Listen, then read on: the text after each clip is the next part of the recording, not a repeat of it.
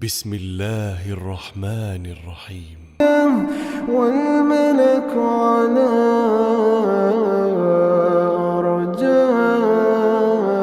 أرجائها ويحمل عرش ربك فوقهم يومئذ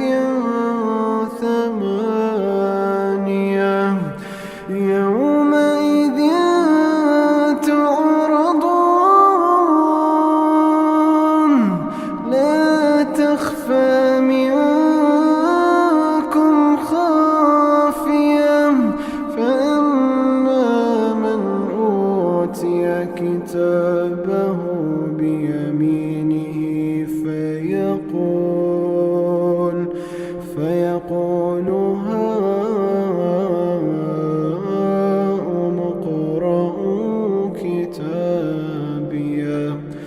إني ظننت أني ملاق حسابيه فهو في عيشة راضية في جنة عالية قطوفها دانية كلوا واشربوا هنيئا بما أسلفتم في الأيام الخالية وأما من أوتي كتابه بشماله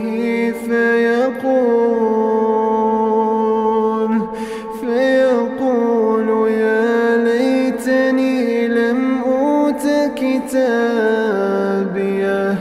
ولم أدر ما حسابيه يا ليتها كانت القاضية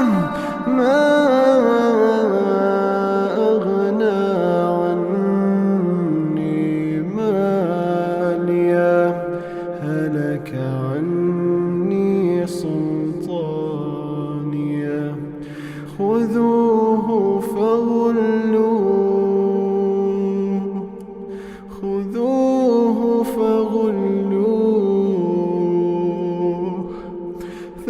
ثم الجحيم صلوه